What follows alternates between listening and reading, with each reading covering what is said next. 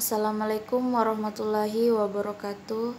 Saya atas nama Lilis Safitri, seorang mahasiswi di kampus Timik Akbar Makassar, kelas SI 45 Program Studi Sistem Informasi. Baik untuk memenuhi tugas perpajakan yang mana yaitu sistem pajak di Indonesia. Sebagai yang kita ketahui, pajak adalah salah satu sumber penerimaan yang sangat penting untuk pembiayaan pengeluaran negara, baik pengeluaran rutin maupun pengeluaran pembangunan. Pada dasarnya, tidak ada seorang pun yang secara sukarela dan senang untuk membayar pajak, karena para wajib pajak merasa bahwa mereka tidak memperoleh keuntungan timbal balik dari jumlah pajak yang mereka bayarkan. Pajak yang dibebankan pemerintah kepada wajib pajak menimbulkan perbedaan kepentingan, karena bagi wajib pajak, membayar pajak berarti mengurangi kemampuan ekonomis dan laba mereka.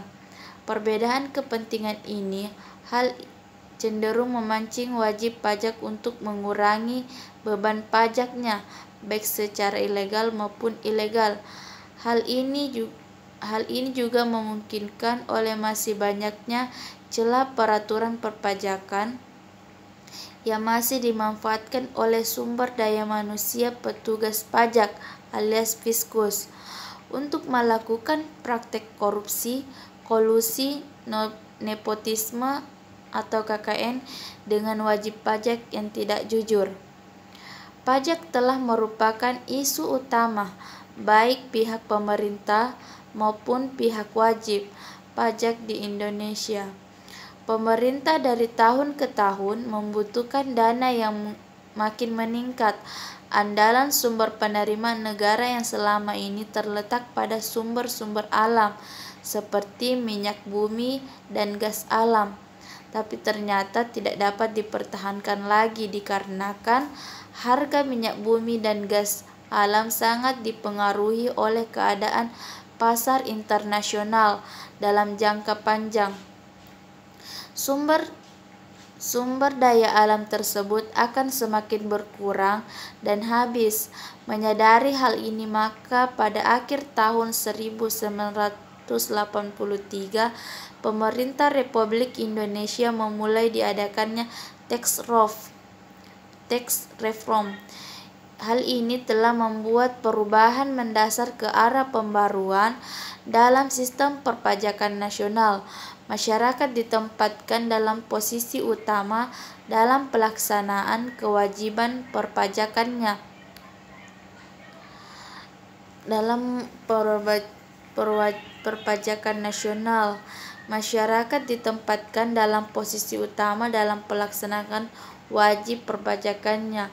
Hal ini sangat sejalan dengan tuntunan nasional oriented, di mana masyarakatlah yang paling menentukan kehidupan dan kegiatannya, sedangkan pemerintah lebih berfungsi sebagai pengawas, pembina, dan penyedia fasilitas. Adapun kesadaran membayar pajak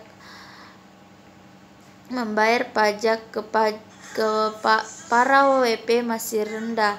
Pada dasarnya tidak ada seorang pun yang sukarela dan senang untuk membayar pajak, karena WP merasa bahwa mereka tidak memperoleh keuntungan timbal balik dari wajib pajak mereka bayarkan. Pada umumnya WP telah mengetahui cara memperkecil kewajiban pajak dengan menghindari pajak. Bahwa sistem pajak yang digunakan pemerintah harusnya diubah dari self-assessment system menjadi official assessment system. Hal ini akan lebih menelisir terjadinya kebocoran pajak, karena dalam sistem ini fiskus yang aktif mencari WP untuk diberikan NPWP sampai kepada penempatan jumlah pajak terutang. Pihak Direktur Jenderal Pajak juga harus berusaha meningkatkan SDM-nya dan memberikan hukuman hukuman dan sanksi yang tegas pada Fiskus agar lebih profesional melakukan tugasnya dan tidak bekerja sama dengan WP untuk melakukan penyimpangan pajak.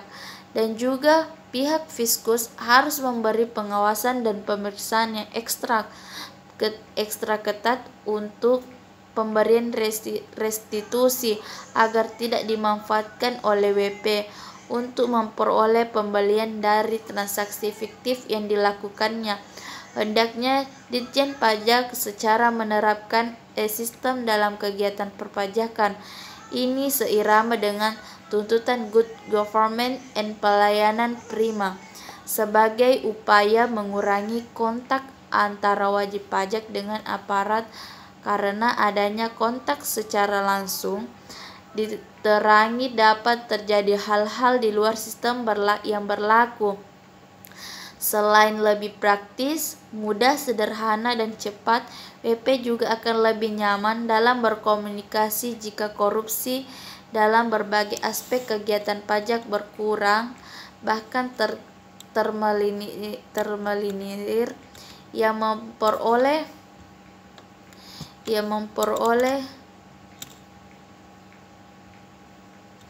memperoleh manfaat besar adalah masyarakat banyak karena uang atau dana yang akan masuk ke pasar dalam setahun akan bergulir dan berproses beberapa kali dalam mesin perekonomian yang akhirnya menambah input dan output ekonomi. Bila ini terjadi secara langsung dalam waktu yang lama akan menambah kesempatan untuk berusaha. Sekian dari saya, terima kasih. Assalamualaikum warahmatullahi wabarakatuh.